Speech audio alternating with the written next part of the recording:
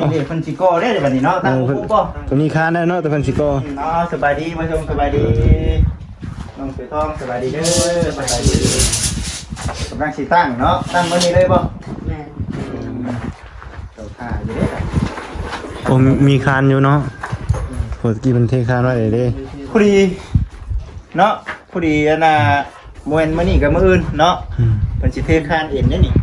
บนตั้งบล็อกแก้วเนาะบนตั้งบล็อกแก้วเด้อเป็นพี่น้องเด้อ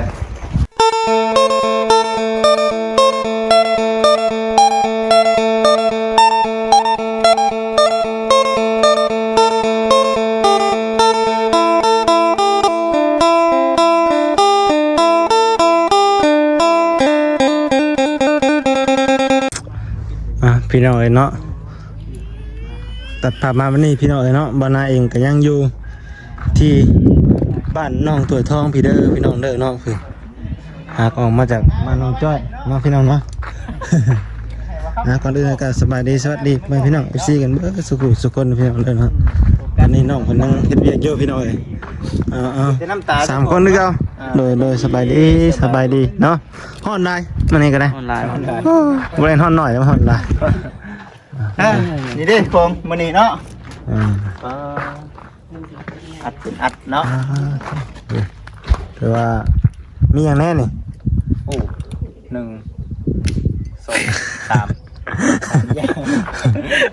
แล้วบ่ชิงไงเนาะมีสีเนาะจากห้องอากาศโอ้ยไม่ไหวไปดิไปเนาะเดี๋ยวต่อมาฮัลโหลซิวไว้ดิน้องคุณก่อนตัวเป็นต้นโอ้นี่เพิ่นสิโก้ได้บัดนี้เนาะตั้งปุ๊บบ่ตัวนี้ค้าได้เนาะแต่เพิ่นสิโกเนาะสบายดีมาชมสบายดีน้องเสือทองสบายดีเด้อสบายดีกำลังสิตั้งเนาะตั้งมื้อนี้เลยบ่แม่เจ้าท่าอยู่เด้อโอ้มีคานอยู่เนาะปกติมันเทคานไว้เด้พอดีเนาะพอดีอันน่ะมวยมื้อนี้กับมื้ออื่นเนาะเพิ่นสิเทคานเอ็นเด้อนี่บนตั้งบล็อกแก้วเนาะบนตั้งบล็อกแก้วเด้อเป็นพี่น้องเด้อ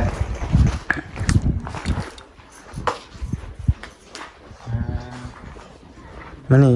น้องสาดาบ่สบายเนาะน้องสาดาพักมานี่ลาพักรอดแต่น้องคือท่องกับบ่าวทรงเพิ่น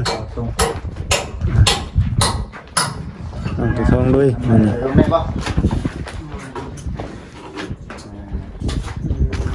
เด้อเบิ่งดูตั้งเลยมื้อนี้จะตั้งในโน้นมื้อนี้เนาะดูไปมื้อนี้เนาะ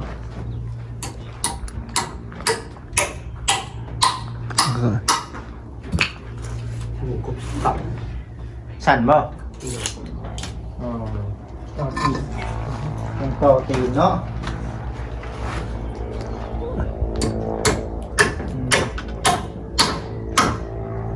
เพื่อเนาะเพื่อเฮาเทเนาะเทเพื่อเฮาปลูกตะกะโลนะในอนาคตเด้อเนาะเนาะ3 โมงแม่นบ่3 โมงสิเข้า4 โมงได้ไวพอสมควรนี่เนาะได้เนาะ3 โมงครึ่งเลยเด้3 โมงครึ่งแล้วเดี๋ยวพอดีมีเวียกไปต่อบ่จิตเองก็ได้อันน่ะสังแก้วเนาะน้องทองมานี่พอดีว่ามีผู้ใหญ่เพิ่นซื้อบกแก้วมาเพิ่มเนาะซื้อบกแก้วมาเพิ่มได้อันนี้คือเฮาเป็นการบ่เฮิงรอบนี่เนาะในการอันน่ะที่ค้างดินนี่เนาะใส่บกแก้วเลยบ่ท่าได้เนาะเร็วเลยเนาะเร็วเลยไปสบายเบิ่งไปเนาะไปเอาบกแก้วก่อนบกแก้วลงก่อนเนาะป้าไปนี่บ่นี่เลยเนาะโดยนี่ก็ได้นอนเข่าเลยดิยังนอนอยู่นี่อยู่บ่ได้ไปอีกแล้วนักน้องอีกทีทุกแฟนบ่ชงน้ำเนาะลงกันเนาะลงดูลายนี่ให้เด้อใส่เด้อเบิ่งลายก่อนนะเบิ่งลายก่อนลายก่อนเด้อพี่น้อง FC อึ๊บ มา ได้บัดเดียวกับน้องสะดาบ่ บ่คือเด้นี่ อ๋อบ่คือเนาะ เอิ้นว่าลายน้ำ ต้องจัก กูจักลายน้ำเนาะลายน้ำแบบนี้นะ ครั้งแรกโอ้ยงามเลยนี่โอ้ยเพิ่นว่าบ่ใช่หรอกว่าซั่นนะพี่น้องเนาะ มืดเลยว่าติแบบบ่จักแจ้งเลยนะเนาะ จักเจ้งนอนพอดีโอ้ยังเช่าอยู่นะดิ ยังว่านั่นเจ็ดแปดโมงก็ยังว่ามืด แม่พี่น้องไปพอดีเอามาปุกเก็ตเนาะปุกเก็ตน้ำแน่ได้ก็เป็นส่วนของทั้งน้องใช่ล่ะน้ำแน่นี่นะลูกเลาะเนาะกินลูกเลาะเดี๋ยวว่าน้องห้องปัญหาอย่างว่ามีแต่เท่านี้ซื้อแล้วนี่เนาะ 3เก็ตบ่ของน้องถ้วย ฮะในเบิร์ดระหว่างในเบิร์ดได้บ่ใช่ไหมได้พบแก๊สได้บุตร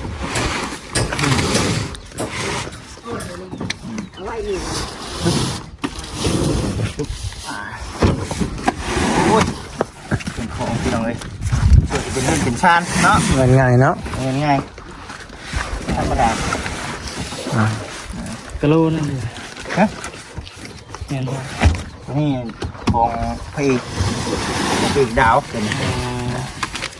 ของน้องดาวพี่น้องเลยขออนุญาตนำยกเพกในช่องและพี่น้องเลยบอกฉันนะอะไรกันFCเพิ่นอยากเบิ่งจากชุ่มเนาะน้องเพิ่นคือกันเพจจิตอันนั้นก็เด้อบัดนี้ สิเป็นของน้องสะดาบ่สิ ที่น่าจะแม่นอยู่เนาะมาพี่น้องเลยดูเจ็บบัดนี้ก็รอ เทคานนี่ก็ถือว่าตั้งเลยเทคานขึ้นนี่ก็เนาะ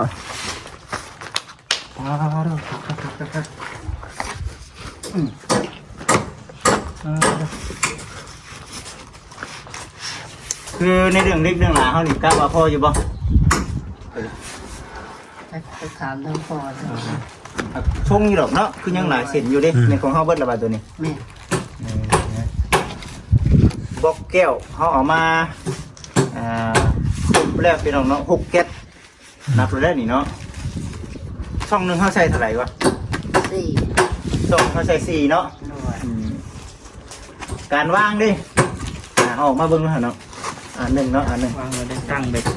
เทพแล้วบ่ เรียมกันว่าตั้งเรียมกันเนาะตั้งตรงตั้งเรียมคือกัน เอาได้บ่บ่ได้แล้วบาทนี่เนาะบึ้งเนาะผสมคืออย่างคือชาใช่ นี่ เอานี่เป็นบ่ หน่วย ไม่ได้เอาบ่เลย ตั้งให้มันอยู่ถึงแล้วเด้ เอาแบบนี้เนาะแบบนี้เนาะแบบนี้กันโอเคก็งามอีกกันเนาะตัวนี้กัน หน่วย เป็นบกเกี่ยวเนาะนี่ใส่พี่น้องเลยคือว่าสุดยอดเนาะ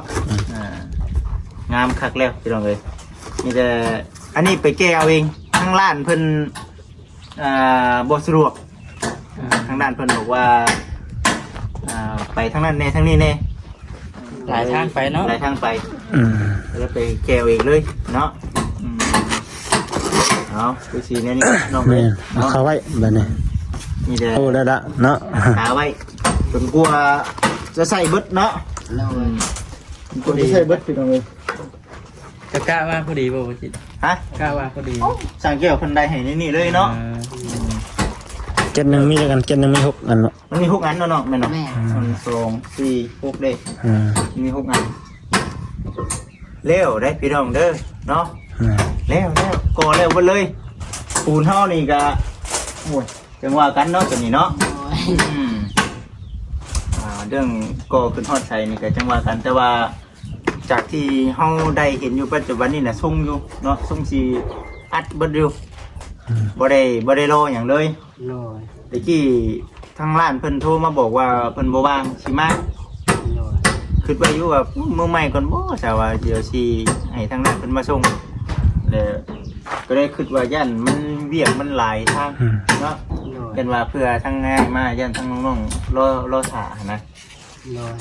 ก็เลยว่า มานี่ได้ซะติ เอามาเมื่อนี้เลยไปเกเอาเองเลย เออ หน่วย เลยว่าเอามาให้ก่อนสมกับทางเมย์เราจากเบิ้งเนาะท่านเก่าท่านเดิมเบิ้งนี่แหละเนาะเป็นบล็อกแก้วเมย์เราบอกว่าเอาไปซื้อให้ทั้งน้องๆสาเด้อลูกเด้อว่าจันเพราะยันทางเป็น อนาถาเนาะยันสร้างเป็นถาไปมามันสิบ่ได้ชาน้ำหยังได้บ่ซั่นเนี่ยชาน้ำถาโคงได้บ่ซั่นเด้อเนาะเดี๋ยว เดี๋ยวมื้ออื่นได้เทคานมาเนาะ โดยมือสิลงมาทุกครั้ง สมมุติว่าเทคานตอนเช้าตอนแรงเฮาแกะหรือว่าตอนเที่ยงนี่มันสิแข็งบ่ตอนเที่ยง ถ้าบางทีเราก็แข็ง ในเรื่องความเป็นไปได้นี่เทนี่มือต่อมือหรือบ่ โดย เดี๋ยวมันแข่งฮักมือต่อมือได้เนาะ มือต่อมือจัง แกะ แกะแล้วก็ขึ้นอีกเนาะ โดยพอเอาแก้วเอาชิ้นได้ที่พอแก้วเลยถ้ามันแก้วอันนี้มีหลายคันอยู่ หลายคันอยู่เนาะ ตัวใดก็มีถาเทคันไป มีขาที่คานไปเลย โดย แต่ว่าเมื่อนี้วันนี้ก็มีแต่ตั้งวงกบแล้วก็ก่อขึ้นไปก่อนเนาะ โดย สังเกตเบิ่งพี่น้องเนาะเมื่อนี้จงโป่งแบบนี้ได้บ่สร้างเด้มามือนี่อัดบ่ได้มามือนี่เนาะ โดย มามืออัดไปเลยเอ้าบ่ฉันบ่จิตคือเร็วไวแท้บ่ได้หาเนาะจวดจ้าดแท้อันนี้ เห็นเมื่อวานนี่คือองค์โป่งอยู่ติ เห็นเมื่อวานนี่คนปุ้งกุ้งเต้งอยู่จันแต่ว่าได้รูปลักษณะห้องนี่ยันแบบเดียวกันกับบ้านน้องเชละเนาะ โดยคือการ คือกันเด้อพี่น้องFC คือว่าตัดแต่ห้องนี่แล้วก็จงไว้แต่ห้องกลางนี่เป็นห้องสองห้องโมเมนต์นั้นเนาะ โดย เป็นลักษณะตัวเอวพี่น้องเลย แต่ว่าห้องตัวนี้นะประตูอยู่ในพุ่นเนาะ ตัวนี้อยู่ไหน โดย โอเคเห็นดีน้ำอยู่เนาะเห็นดีน้ำอยู่อยู่ในนี่มีแต่คุณและเอากันเดี๋ยวซีได้ถ่ายบรรยากาศให้กับ FC ได้เบิ่งได้ชมเมย์แล้วก็ถามอยู่ว่าเป็นจังไดลูกว่าซั่นพอเบิดบ่ว่าซั่นพอเบิดได้ไหมเอ้ยว่าซื้อมาเบิดทุกอย่างแล้วว่าซื้อมาเบิดทุกอย่างแล้วว่าซั่นเหมือนเด้อหัวไปได้บ่ เอาเก็บไว้กันเนาะพวกแก้วมันตกได้เนาะ โตตะกูก่อนนะเอาลงโตตะกูก่อนบ่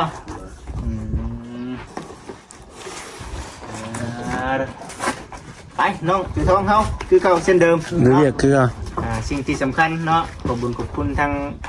เจ้าแม่เพิ่นเนาะแล้วก็บุกเบียกบุกงานคือเก่าหั่นแหละเอาเว้ยเนาะไปเนาะ กาขอบคุณทางผู้ใหญ่ใจดีที่ฝากเงินซื้อบอกแก้วให้น้องที่ท้องก็ขอให้แม่อยู่ดีแม่ทำงานสักการใดก็ขอให้แม่เจริญในที่การงานเด้อแม่ให้ลูกมาทำใดก็ขอกลับไปหาแม่ลอยเท้าวันเสาร์เลย สาธุเนาะ คุณทางอ้ายที่มาเป็นสำหรับให้น้องที่ท้องก็ขอให้อ้ายอยู่ดีมีแห้งขอให้อ้ายเดินทางปลอดภัยให้อ้ายทำงานสักการใดก็ขอให้อ้ายเจริญในที่การงานเด้อสาธุเนาะแม่น 14เอ้ยไปน้องถือทองติดแทงต่อไปนี่ไปงานปกติเลยก็ได้ให้บอกว่าสินะ เลยได้อยู่ ได้อยู่ดอกเนาะเอาดีใจน้ำพี่น้องเลยทั้งทำเองเป็นคือสีเบิ่งคือสีเห็นนั่นแหละบัดนี้ก็ได้แต่วันนี้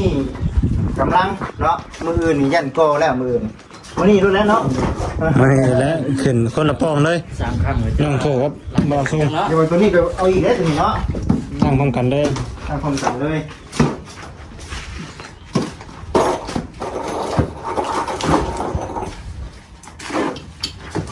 เนาะ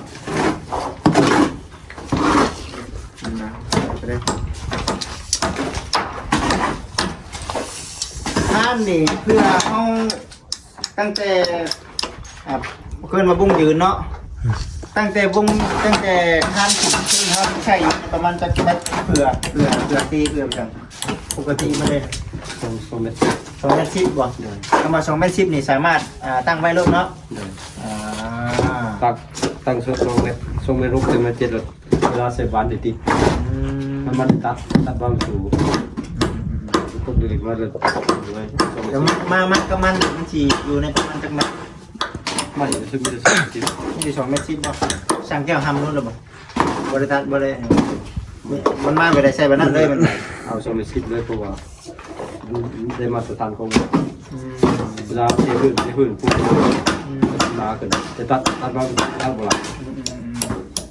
เราก็ได้กับเขามาไปได้จัดให้แบบนั้นเลยเนาะโอ้ยันว่าเพื่อยันว่าเกียนนั่นเกียนนี่ เกียนมันก็สั่นคือของน้องจอยเกียนออกได้หนึ่งตัดบ้างดูหมดเลย โ ในสุดในเลยดิ คือเราส่งนี่ที่ว่าคือน้องเอา อืม คือน้องเอากันน้องกุ๊บสั่นเลย ทุกชั้นเลยเนาะ โดยน้องกุ๊บสั่นเขาเป็นตัวเล็กน้องสั่นคือนั่นแหละตัวเล็กเสียทีมัน ต่อเด็กเนาะเป็นต่อเด็ก นี่นะน้องกับน้องบอกโดยสั่นแล้วเราใส่บางคนกีฬาครับคือคนนี้น้อยชมตรงนี้นั่นคือชมอื่นมันผสมชินเน่เรื่องเป็นแก่น เอาไปสำหรับแนวไหนมันสีงามคุณตอนน้ำที่เขาเอามาเป็นนองเลยนี่เนาะ เป็นไดปุ่มบ่ ในกลุ่ม บัดนี้คือกอเบิดแล้วบัดนี้ก้าวว่าเรียกเขามันเบิดเดี๋ยวมีแต่เอาน้ำใส่บัดนี้เนาะมีปั๊บเต็งเอาน้ำใส่นี่สิคนออกอยู่ได้นี่เนาะเบิ่ง เอาดำใส่กัน เอาน้ำสิก่อน เอา เนาะ ดำเอาใส่เกลือกันจะบอกว่า ออกไหนพวกเฮงได้ติ ตัดออกใครกูตัดมียุ่งเข้ามาเลย แม่อยู่เข้ามาคือนั่นพอติตีคันนี้ต้องลายยุ่งเขาลายเต็มไปตัดตัด ว่าแต่ตอนแรกนี่สวดไปใช่ดิ เป็นตัวนี้เลย แต่ว่ายุ่งออกแบบ ย่อติ ยุ่งแล้วนักเขามันลุกลงมันบุคคลคนเขามาใส่ยุ่งจะหลุมขึ้นมาใส่ เนาะ อันนี้ผ่าเขียวที่เดียวเขียวกันก็ตั้งเอ็มโซนก็เลย ย่อเนาะแกลงตั้งนี่ได้ เป็นครัวเชียงใต้ไว้เนาะคัน คุณแล้วมาบ่เชียงหน้าบัดนี้กันรอก่อนเนาะ แม่น ทาง FC รอมื้อนี้ก่อนอัปเดตส่วนของมื้อนี้เนาะ โอเคเด้อพี่น้อง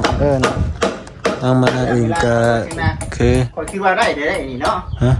ยังอันนี้เนาะ ยังอยู่พี่น้องเนาะเดี๋ยวสิประมาณนี้แหละพี่น้องทางวันหน้าเองก็สิได้ขอจบคลิปไปก่อนเด้อพี่น้องเด้อเนาะอยู่ดีมีแฮงเบ้อสุขคนเนาะทางผู้รักผู้ใหญ่ด้วยFC เนาะพี่น้องเนาะด้วย FC ทางผู้รักผู้ใหญ่ที่เพิ่นเป็นสะพานบุญเนาะก็ขอให้ทางเพิ่นอยู่ดีมีแห้งเนาะมีสุขภาพเข้มแข็งการเวียกการงานก็ขอให้รับเดินไปด้วยดีนะพี่น้องเนาะสำหรับคลิปนี้ทางมานาเองขอลาพี่และน้องไปก่อนเด้อพี่น้องเด้อเนาะอยู่ดีมีแห้งโดยสบายดีโดย